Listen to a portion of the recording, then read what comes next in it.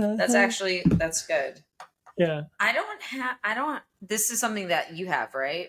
You have that sometimes that you What? feel That that everyone's way? mad at me all the time? Oh yeah, everyone's Yeah. always mad at me. Yeah. Yeah, I don't have I wasn't healthy born with that. boundaries. Yeah. Maybe it's It's Maybelline. I wasn't born with that, but I know that exists, and I'm so sorry. It's okay. I deal with it by crying.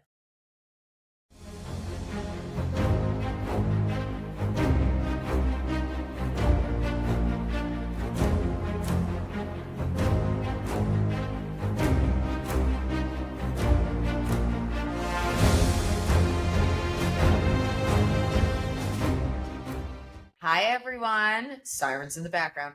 Welcome to Between Two Coaches. We're on a mission to make fitness more human. Snark sold separately. I'm Coach Amanda, and I'm joined, as always, by my co-host. It's Coach Nick. Thank you so much for joining us. We have such a great episode today. We're going to talk about 5, that's cinco, right? Yeah. Problems today in the fitness coaching world. We're going to give out some listener love. We're going to answer a question and maybe air some grievances. We'll see where the world takes us. Yeah, I think that sounds great. I do see that you've made some adjustments in the Google Doc, and there are some real life things that we are about to Obliged to talk embark. about. Yeah, we're Obliged, contractually obligated to talk about. legally obligated to talk about things that Nick puts in the Google Doc. So, how was your July 4th?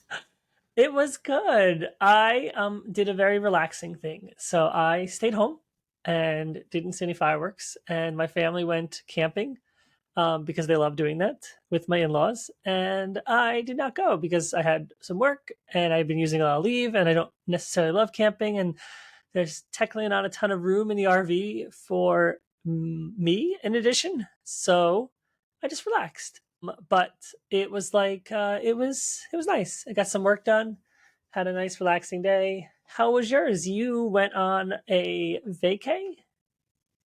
Family vacation, yes, which is the opposite of what you explained, because you could have just said, I didn't go because I didn't want to, but Uh-huh. instead you said all of that. But that's fine. But what you said is fine. I, similar to you, have no desire to go camping or spend that much time in that close of quarters with other humans. No, I don't. Like, I want my bed. I want Right. my luxuries I have. I enjoy them, and it was like 95 degrees out. And no, I enjoy the comfort of my own home at night. I can go out during the day. I'll go run in the woods. That's fine. But to live in them for a time period, no It's not thanks. necessary. No, I'm with you on that. I'm with you on that. Yes, I did go on a vacation. I think this was the first July 4th in as far back as I can remember. It's like probably close to 10 years that I've taken off. That's good. You did it. I did it. Uh, it was, it was better than I thought it would be. Yeah. I'm not always keen on being in a house with family. That's a part of my childhood issues. No, I, Yeah. I hear that. Even though it's not my family, Nick's family, my husband Nick, his family is like so functional that it's challenging for me to be amongst people who love each other that much all the time. Like it's a compliment to them. So Yeah. and I'm not just saying that in case my in-laws are listening to this. Just really admire that. It's not anything I've ever really experienced myself. So it was great. And we went to the state of New Jersey. Yep, my home state. I also have never been to the Jersey Shore, and that's where we were. The best. I admittedly, because I don't like sand, I didn't really go on the beach. I just ran on the boardwalk, and then I went back to the house where there was a pool. I'm not a big sand girl. It's a lot. It gets everywhere. It gets I feel everywhere. like it'll be with me for the rest of my life. Like if I bring a chair on the beach, I'll never get the sand off it. And I want to bring a sandwich, and I can't bring a sandwich because I'm going to be eating sand. And Well, that's a part not... of sandwiches is sand, so Don't do that. If Dad you're watching jokes. this, if you're yeah, well, he's a dad and he's gonna joke, so we'll allow it. It was otherwise fantastic. I am a heat lover, as y'all know, so this is not bothering me at all. The heat wave that is nonstop oppressive in my life, and I hate it. As my client said to me today, I hope you're having a great time photosynthesizing, and she's right. I am. Shout out to Kristen for that one. She's when she's right, right? I'll still stupidly run at 12 o'clock and 1 o'clock, which I've done, and not feel like it's hot. So it's not you like what we're getting right now, at least in Maryland, is it's not humid, it's hot, which is like weird for me because I'm used to like the humidity so much that like when it's super humid and 90 out, I know it's like a deathly day. But when it's 95 and not humid, I like get tricked and lured into it that it's fine until like a couple miles in when I'm like, this isn't fine. This is death. And so like the humidity like was my barrier check to be like, oh no, it's a terrible day, Nick. You know this already. Stepping outside, like go adjust. But the other day I did like I didn't even know it was that hot out until I was like, finished my run and looked back and I was like, feels like 101. It's pretty hot. You have access to the internet, I right? do, You're but I able to like look at the weather I before you go do, out. but I was rushed on time and I was just going out and I didn't like I just felt it and I was like, okay, this feels okay. Like I don't need to like I can do my normal loop instead of what I do when it's bad. I do this like short loop from my house so I can easily get back. Like in case of emergency, break glass, jog, walk home, it's half a mile away and then you're done, right? That makes sense. It does Probably. make sense. Yeah, I have a strict rule. I do not exercise outside. Like you will not find me after the noon. You won't find me there. So I give you kudos. But I also am sending you directions to the weather app because it's clear that you. I will download one after this and I will put it on my front screen. I might even have it like show up on like bright colors. It's actually on my watch. It tells me the temperature. So I literally could just look at my wrist. But Real feel is the real deal. yeah, it really feels like that number. Very good. So that was all right. So we had good July 4th. We're staying as smart as possible. That as smart as each of us can be in the heat wave. I see that there's something about watermelons on here. Watermelons. What do you want to talk about when it comes to watermelons? I want to talk about how I bought a seedless watermelon and then I was told this is the seedless watermelon section and I got a seeded watermelon and I got to say it's brutal because I love watermelons but I don't understand how anyone likes seeded watermelons. Like it's just the biggest turnoff. I look at it now and I'm like, I don't want to eat this thing. It's full of seeds. Now, is the seedless watermelon? I've never purchased a full watermelon because I don't have the skill set to cut that up. Like, Oh, I got the knife skills. I'm like yeah, chopping it up. yeah, that's I outsource that to somebody who can do better. So my question for you is the seedless watermelon a luxury item? Is it more costly than the seeded watermelon? I'm wondering. I don't think so. If it has to be because there's no seed. Well, I don't know. I think they're the same price where I went. So like it wasn't a price problem, but it was like so I wasn't mad about that. I was just mad about like having this thing with seeds now that I don't want to eat. And I'll eat it because I bought it, but like it drives my desire to go have it and spit out 50 seeds is like less because you can't swallow it. Then a watermelon grows in your belly. Right, I've heard that. So wait a second. I feel as though I'm learning something for the first time, so I need to ask. Is the seedless watermelon in its totality? It's a full Yeah. watermelon. So you don't know until you open it. So they had a bench area and they're like, this is where the seedless are. And I asked them twice and they're like, yes. So I grabbed it and How then it do had they seeds. know? So it's a certain, is it, you think it's a certain strain of watermelon plant? Oh, now I don't. Now we're getting down into the science. I don't really know how like they have It's to gotta like be genetically modified or something, or right? grown. Maybe I don't know. Now we're dipping into uncharted How do they territories. get the seeds out of the whole watermelon? I Is think what I need to know. I think they have a person and they No, like but the pull each seed watermelon. out No, but the watermelon you said is full. It's a and then they full put it back watermelon. together and they like glue it. I don't really know. I have no clue. Okay, Now we're off the so rails. But we need somebody help. help. Somebody write to between two coaches, CWOcoaches at gmail.com, or DM us. We could very easily Google this, but why would we? Why Yeah. would we do that when we have you? Somebody let us know what's going on with seedless v seeded watermelon. I will also just briefly add to this. Have you seen the rubber fruit on the internet? No, what?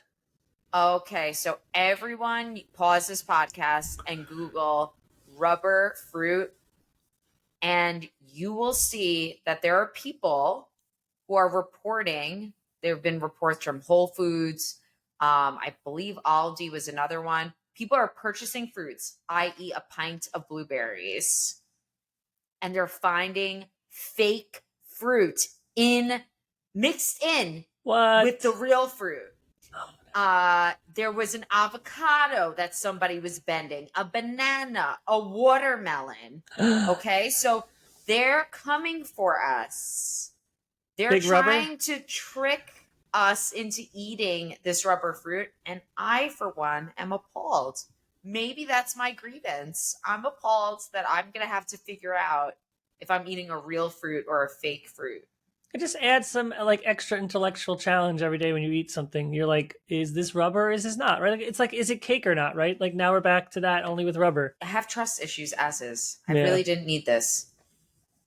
I really didn't need this. So anyway, so okay, so that sounds great. Yeah. All right. You want to move on, or Yeah. Let's move on. all right. All right, all right, all right. Listener love. Oh, we got a listener love question from I Run For Me. Any advice or would like advice on garnering support from family regarding time to run and or work out? That's a great question. It's a very good question. And I think it would be best if somebody who is a parent to dogs, cats, and children and has a wife answered this first. We should find Not that me. person. Yeah. It's not me, guys. It's me. Yeah, I like this question a lot. I think I as someone who coaches a lot of parents and moms and dads, I think it comes up a lot. What I always am careful with, I can't when athletes are struggling with that dynamic at home, it's not my place.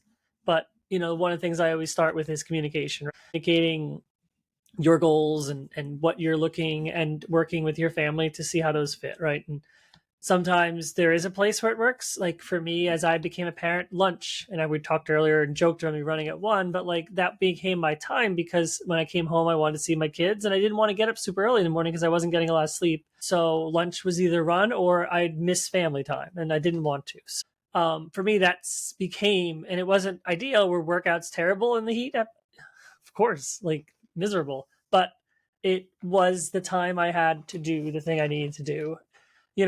I think on top of communications, it's being not only flexible, but like maybe getting creative sometimes. I know a lot of parents who will go to their kids' baseball game and like they're the crazy parent running laps around the field and stopping for their kids at bats, but like they can get in 3 or 4 miles doing that. Some of them coach and they'll run with their teams, like either for cross country or track and like make their runs out of that and make it like get creative with it. Do a treadmill run, break up a run. Maybe you have 5 miles on a day, 2.5 in the morning, 2.5 in the evening. If somehow you had only 20-minute blocks or 30-minute blocks of time, right? Like, so, starting by just trying to get communicating with your family and how to make it work, and then get creative the best you can to get that support. And then just like, bring your family along the best you can. Young kids can be in a stroller. Best, sometimes it requires lots of snacks and bribing, but like you can make it happen. I've brought my kids on runs and they haven't been maybe it was a little different than how I'd run by myself, but it got me, a kid with me so my wife could relax, or because one kid was home with me and I couldn't run. So little things like that. I mean, anything you can do to kind of get creative, bring your family along so they see, especially kids can see how much it means to you, like can kind of help them be more like support. Oh, I want to see you go run a race, or I want to go to your race, or when are you running a race? Like sometimes that can encourage the family to get behind it too. So those would be my tips. I love those. And for me, even though I am somebody who is not in the same situation as Nick. I don't have an extended family. I have a husband and a French bulldog, but trust me, that's really quite enough for now. Recommend with my clients, because I personally train and also have a lot of runners who are parents, who are moms specifically of small children. One, make sure you're surrounding yourself with trainers and coaches who remind you that we don't all have the same 24 hours in a day, and that flexibility is the flex, not rigidity. So that looks like what Coach Nick was saying when it comes to breaking up your run in the day. It also looks like welcoming movement snacks. I oftentimes will design a strength training workout that is 20 minutes or 30 minutes, because that's all the time that my mom has, right? And not my literal mom. My literal mom has a lot of time now. She's retired. She's retired. Her strength work is an hour, and that's what she's doing. Sorry, mom. But 20 to 30 minutes, right? That is a great place to be. You can get in some great work. You can get in 2 or 3 lifts. You could do it from the comfort of your home. Have your kids involved. See if you can work with a trainer. I often have my moms, if they'll text me an hour before, they'll be like, I have no childcare. I'm like, great. Susie is coming to the session and she is a part of the training experience.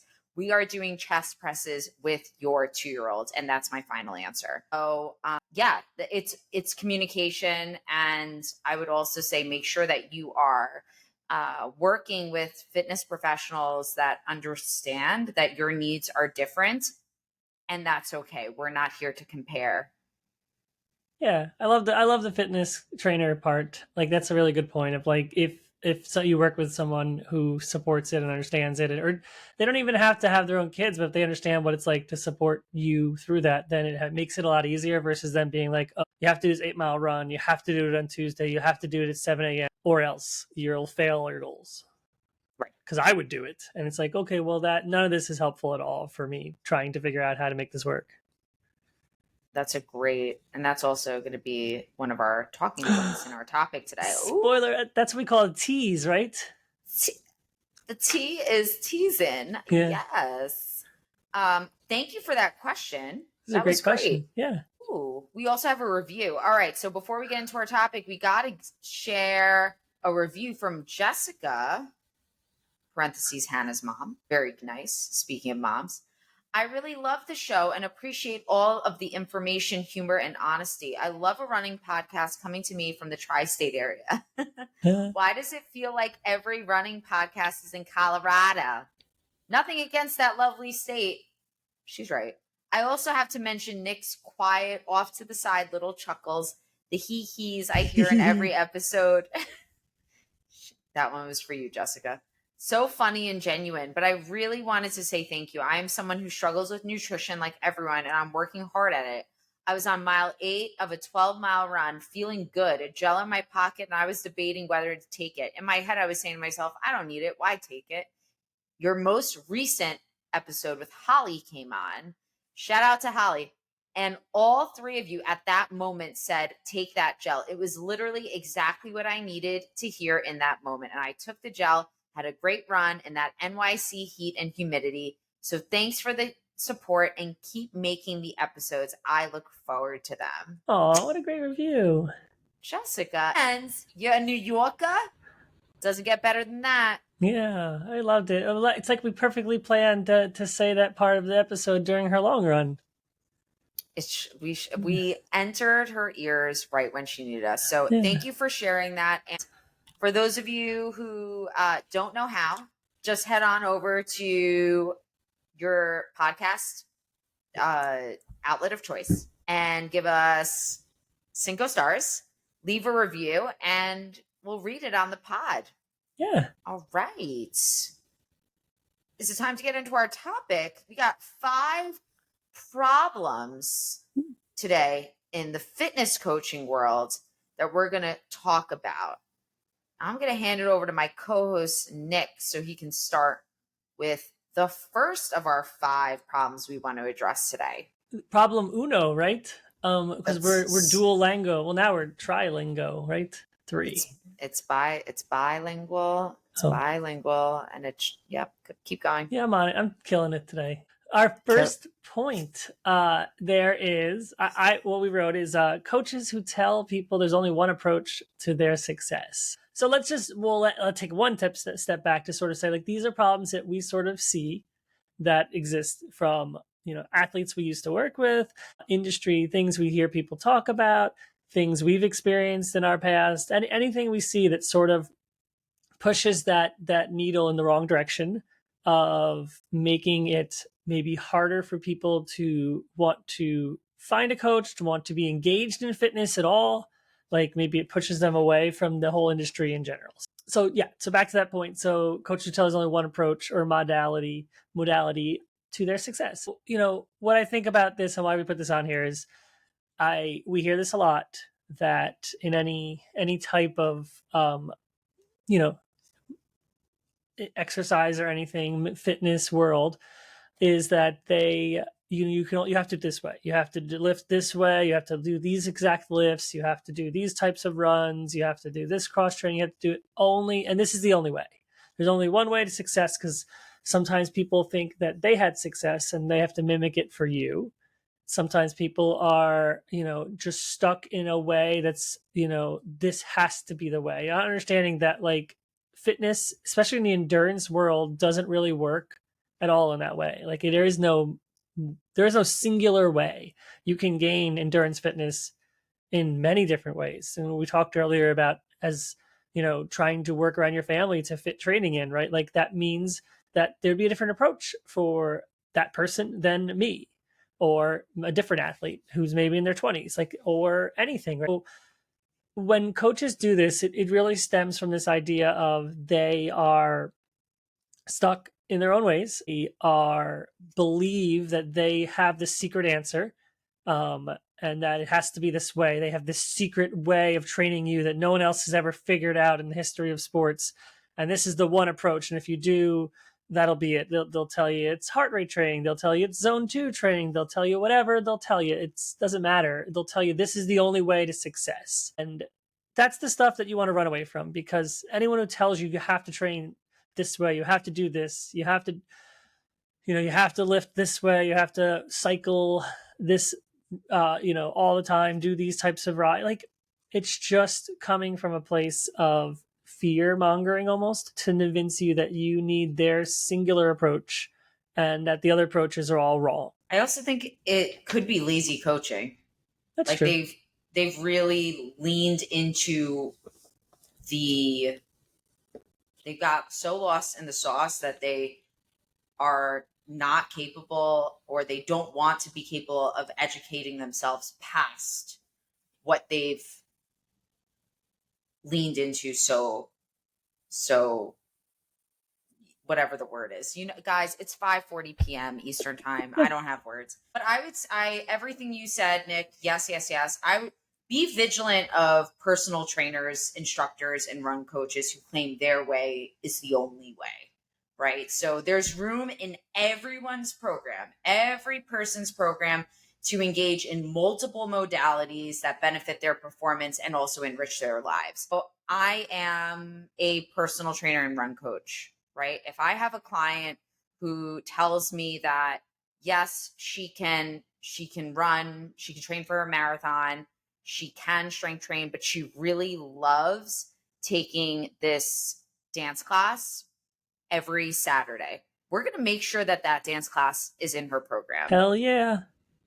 And there are trainers and coaches who would rather folks not continue to do the things that they enjoy, or they'll challenge that. Like, well, what do you think you're getting out of that dance class? Shut it. I enjoy the dance class. That's why I'm doing it. And that's enough of a reason to do it for your fitness. So I liked that.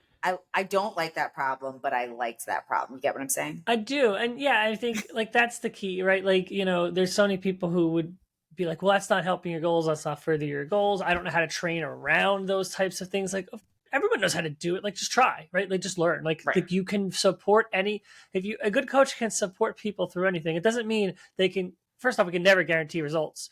But like, could doing the dance class maybe impact results? I don't know. Who knows? I'm not smart to tell you yes or no. It just means we probably we'd maybe not do an extra run that week. Instead, we'd do the dance class, which is bringing you joy, and joy is awesome, and joy makes you more interested in running and enjoying it longer, and in the sport longer, and in any fitness modality longer. If telling you to not do that class makes you upset and sad because you lost that thing where you were hanging out with friends, maybe you don't stay in the fitness world. Maybe someone has, made you feel like this world is, not for you because you chose to do something slightly different or enjoy something else along with a side of the fitness world. Yes.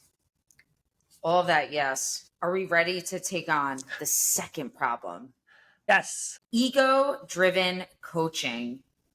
So for me, I think that this stems from a place of insecurity, and it's really important for a fitness professional to recognize this isn't about them. Somebody else's program, somebody else's training, somebody else's goals. The person that they're there to support it's not about the coach's goals. Their one job is to make sure that the human they're coaching feels supported and heard and celebrated. And how are you going to make their successes about you? Right. And so we see this a lot come up also in group fitness. You'll have an instructor, for example, speak every freaking minute on the microphone for 45 minutes, just getting off on hearing themselves speak. And I'm like, my guy, silence is a cue. Let's use it. Yeah, I don't know if I can handle that much talking. I like some silence when I run. I mean, when I run with other people, I might talk a lot, but yeah, I think like it stops people from getting into the sport too, right? Any of these disciplines, right? Like, I think too often people don't hire a coach because they think, oh, it's not for me. Like me, it's too intense. I'm not that serious about it, because they have this idea in their head of people who've had coaches, or maybe they've had experiences with coaches who have made it about themselves and made these athletes feel like they're not good enough because they're not fitting the mold of the perfect plan that will help them reach every single goal perfectly and run them into the ground. And so then their introduction to the sports, to all these modalities, is stopped, and they don't go to the gym because someone is there telling them that they aren't doing the lifts right, or aren't following the rules of how you should be acting in a gym, and or how you should be doing in the spin class. And it's a coach telling them you're doing it all wrong, like, instead of teaching, right? Like, that kind of stuff will make people never have a second session. They'll stop after their first session with a personal trainer because it just feels bad to be told you're doing everything wrong.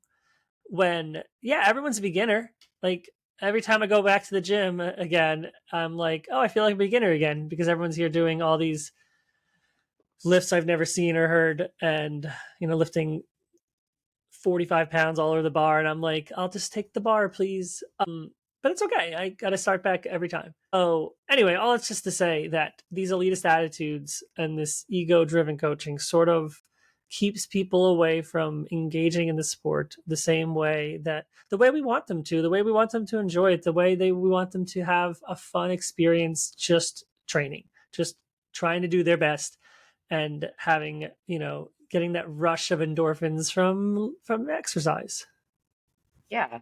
Fitness enthusiasts and runners are hiring trainers and coaches to be in their corner as experts, not as assholes. If they wanted somebody to berate them, I mean, why would they pay for that? That seems ridiculous. You're so right. Problem number 3.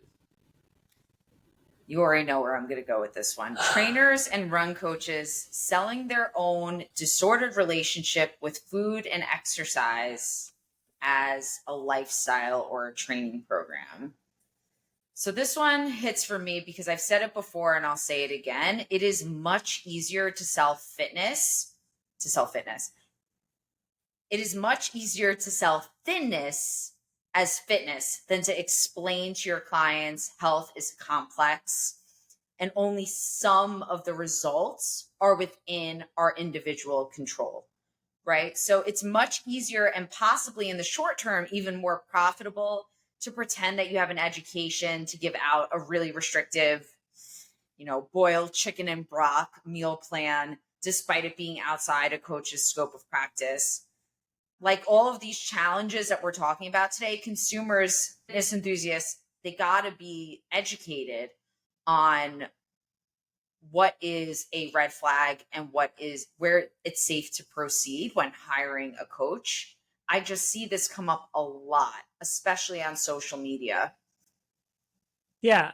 You see all the time people becoming nutrition coaches, and they're just telling you what they eat, and that's their plan. That's their coaching, right? They're selling you their training plan that works for them, that isn't even necessarily science based or any based. It's just what they're experienced.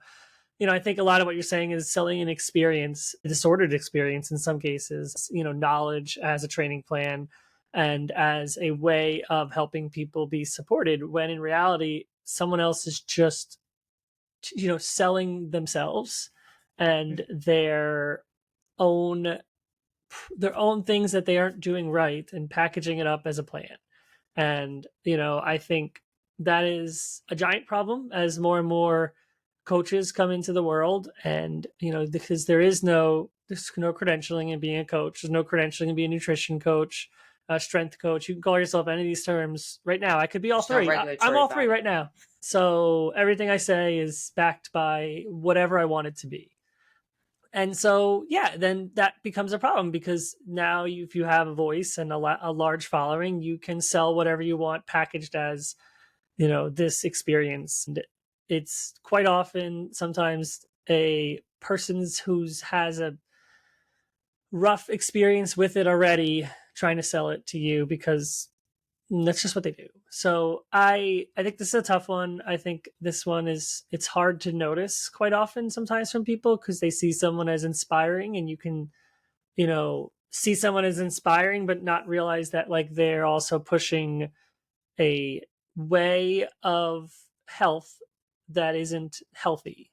Um but it just looks good when it comes to this short attention span that is social media. Yeah, they're selling an aesthetic of fitness and of health that is often just a mirror of the way where I see it most are fitness professionals, or not even professionals, fitness influencers who are using their thin privilege and their genetics, using it to sell a program, whether it's a 6 week program leading into summer, how convenient, or or a run plan that is, this is how I Boston qualified.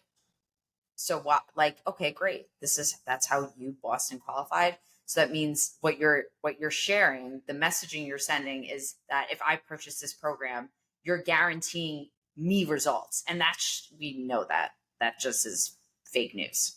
Yeah, that was a good point about fitness plans that revolve around like summer bodies, because also, like, it can be done in the running world too, or any world, right, where you always get these people showing up at the end of the year being like, start your new year off right.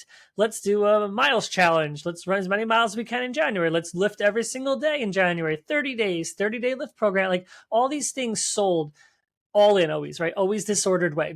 As we know, you don't need to exercise every single day. Even if you enjoy it, you can still take a day off. So when a program is pushed to say you have to do every day, it's disordered in nature. And when these programs come out, they're targeting you at the end of the year when you're usually your most vulnerable, because most people are not excited about the year they had. And even when we had a great year, we're still like, it could have been better, because it's just we're tough people on ourselves.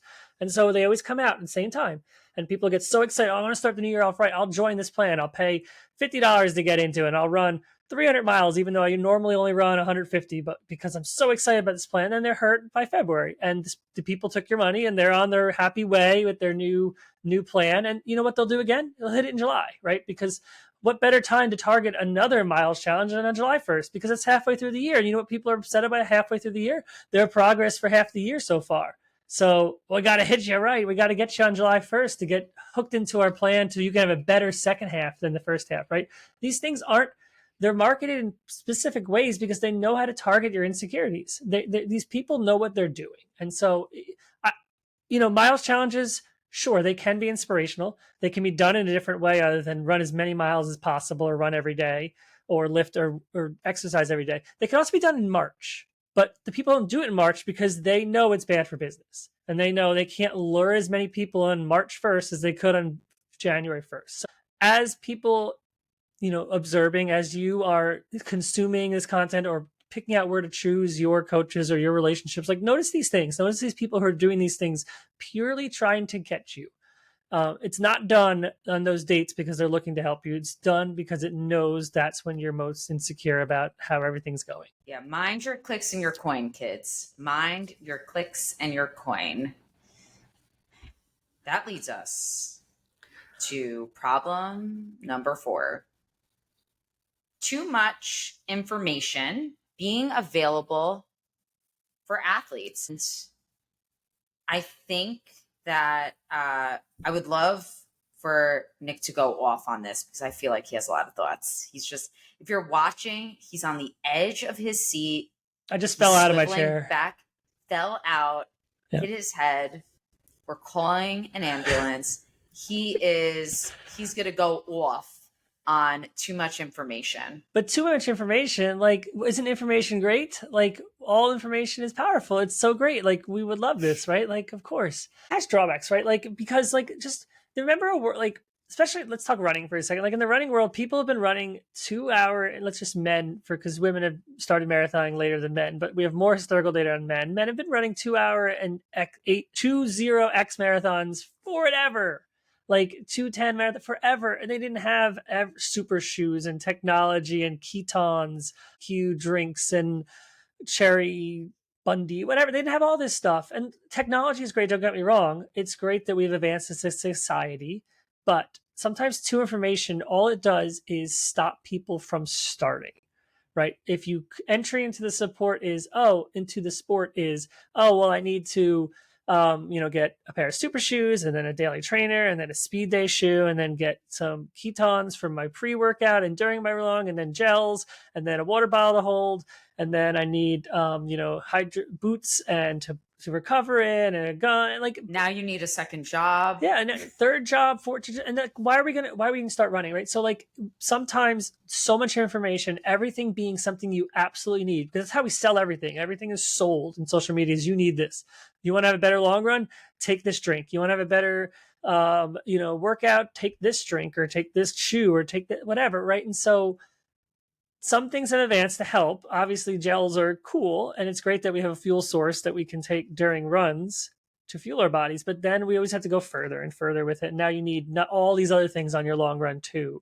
So all it does is stop people from wanting to be a part of it. It keeps people out. And what happens is the loudest voices are the ones that you are going to see. The people with the largest followings, there's no scientific evidence, but they're shouting this information out and you're consuming it because it's there. They're pushing experiences as facts, as we talked earlier, like that's constantly happening. And there's so much data on watches and these apps that get in people's heads, right? And so, I had so many times I've seen athletes, be in great shape and then their watch tell them like a week out from the race that they're going to run 30 minutes slower in their PR. And it just throws them off their fence, right? Because somehow this thing on their wrist knows more about them than they do, than all their training to date. And I may have said it in this podcast, I can't remember, but like these devices are created so you need them, right? Like, let's not think that Garmin creates all these features because they're just so nice and they love you to know your heat acclimation and they want you to know if you're productive or not because everyone asks for that feature. No, it's done in a way so you need your watch. You need it to, we kid and we joke about it all the time, but like when it feels good, when it says productive, people are happy. And when it's unproductive at the wrong moment after a bad workout, people are sad.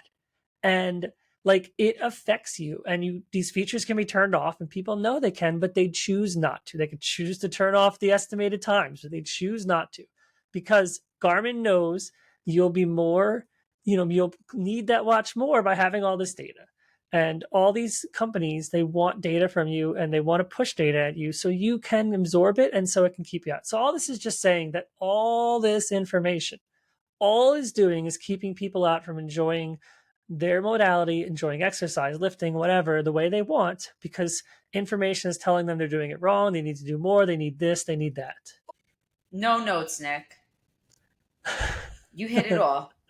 You hit it all. I wish that the accessibility piece for me is the biggest, that we are creating barriers to entry in an effort to make running, make lifting weights at the gym, make that spin class more special than it actually, like, it doesn't need to be. It's not that deep.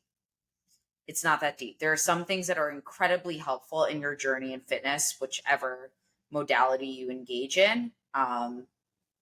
For example, we spoke about gels. It is incredibly helpful to invest in gels as opposed to, there's nothing wrong with sitting in your kitchen and making your own fuel, but it's incredibly time consuming.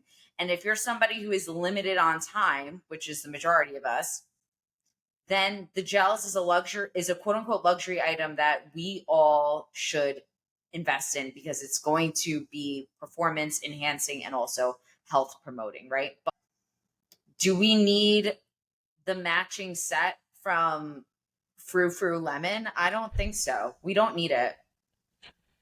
We don't need it. And but it's being sold to you as something that you need for your run. And the same thing with a watch. Do you need the Garmin? Do you need the Coros? No, you don't need it. You don't need it. You can, a good coach can train you on a Timex, on a stopwatch. I am the one, by the way, I'm the one who didn't know those features and Garmin existed until I started engaging in social media more. And I saw that people were taking photos of their watch and it said productive, unproductive. I'm like, I I didn't know that existed. And I remembered when I put the watch on, I disabled all of that. So we do have choices that we can make. And I do recommend that if you choose to have some of these tools, that you make sure that they are supporting your health and not harming your health. Yeah, and that's the thing about too much information. Like, sometimes people need to know what is the things they actually need and what is the extras. And again, because there's too much information available, the wrong person is going to tell you they need something based on what they're selling or what they're marketing or who's paying them to tell you they need this thing versus what you actually need, right? And so sometimes with too much information, it's just hard for people to really know, how do I get started? How do I enter into the sport? How do I enjoy it? Enjoying it, I think, is the easiest part, but like the enjoyment can get ruined by feeling like you're lacking all the things you need to enjoy it or be better at it or improve. Well said. Thanks. That leads us to Number cinco. I'm holding up the 5 for those of you who are listening and not watching us. So, problem number 5: lack of real connection from coach or trainer to client. One of the issues that was noted here by my partner in crime was coaches that act like they're above their athlete. And I think that this is just a an extension. It can be an extension of ego driven coaching. You should be, as a coach, as a trainer, you should be meeting your client where they're at. And in no way does somebody respect you more when you believe you are better than or above them. Hard stop. Yeah. Agreed. When I mentioned this, like, I think coaching has changed a lot over the years, especially run coaching, or like personal training, like fitness instructors, like it all. There were levels a long time ago. There were places where, like, if you were on a team, like the coach was in charge, right? And the coach, but one-on-one coaching has evolved. We're adults training adults. No one needs to have someone be telling them what to do, or like I think there's a difference between guiding someone as part of their support team and helping them, but they're also invested and a part of the decision making versus like, this is the way. If you do this, you will succeed. If you don't, you'll fail. Back to number one, again, the only way to do things, but also like this idea that like it is okay. Sometimes an athlete texts me and they're like, I don't know if I can do this workout. And I try, I'm like, hey, I think you can, like this. And then we talk about it and I adjust it because at the end of the day, even if I know they can do it, if they don't feel comfortable or if they're expressing concerns about it, it's okay to adjust and work with your athletes so they feel comfortable on a said workout, right? It is okay to understand your athletes enough to know what's driving them. And yes, sometimes you can push them and you can get them outside their comfort zone, and sometimes it's okay to support them. So not that they stay in their comfort zone, but that they feel listened to and they know you're there. Because you know what happens? Once they feel supported and loved and that you're on their team, then they can more easily get outside their comfort zone in the future, as opposed to them, you saying you can do this, go out, push yourself, get out here. This workout's really hard, but you can do it. And then they don't, and they struggle, and then they lose confidence in you, or they feel like you're not listening. And then in the future, they struggle with those same workouts.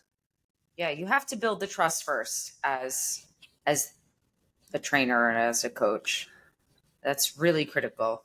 Yeah, and to get that trust is connecting. It means you do have to get to know your athletes a little bit, like understand what happens. Like there's sometimes I know with athletes, like when they're talking about certain things, I'm like, hey, we should add an extra rest day because it sounds like a lot's going on in your life. And I know you would not accept that. I know you would think it's fine. I can handle this working from 7 in the morning until 9 p.m. at night every day and doing all these things. I can easily fit my runs. And I'm like, no, let's just add an extra rest day. And like sometimes I have to like be so connected that I'm supporting them before they know they need it, because most people push themselves way too far. Because again, a job as a coach is to help your athletes most of the time do less.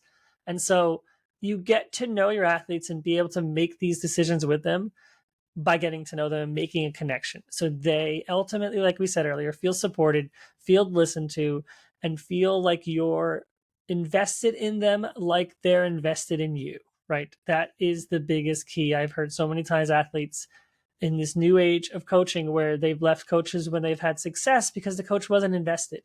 Like, yeah, if your athlete runs a race, you should and know, like, message them afterwards, either however your communication methods are, and let them know, like, hey, great race, or like, how'd it go, or just check in on them, right? Those are things that easily can be done to help make that connection. Yes. And what you were saying earlier is, I think, a huge green flag for fitness professionals are those who are not afraid of TMI. There is absolutely nothing that I can think of that wouldn't be important in building out a program for a client than knowing as much as possible about their life outside of training. So that is big green flag, no TMI, and that is the investment. You have to coach the whole human. So that's a part of the deal. Yeah. So yeah, that I think that also helps people entry a little more. Like we talked earlier, like someone getting a coach and knowing that like when they are wary they can't handle this or they're going to get a plan that's too hard. Like no, like they come in and I'm always like, I'm going to meet you where you're at. Like because they're like, oh, like I'm running 3 days a week. How many am I going to do? I'm like, we're going to start with 3 days a week. Like that's Right. where you're at, right? Like no, I don't going to double your weekly and say like, well, we do 6 now and you have to do double your mileage to reach your goals. Like, no, we're going to meet you where you're at and we're going to go from here and we're going to work our way up and we're going to try things and we're going to see what works and we're going to work together and learn together because that's the journey we're on. That is the journey we're on. Boy, oh boy, did we do it? We did it. Yes. Yes. This was a good one. Thank you, everyone. Thank you, Coach Nick. Thank you, Coach Amanda. You're welcome. Oh, thanks, Coach Amanda. Wow, it's okay. I'm used to talking to myself. It makes things, interesting. We hope you enjoyed this episode, everyone, and reach out to us at any time between two coaches. That's twocoaches@gmail.com. If you have any reviews, you can send them there. Any topics that you want covered, send them there. And as always, we hope to see you next time. Bye.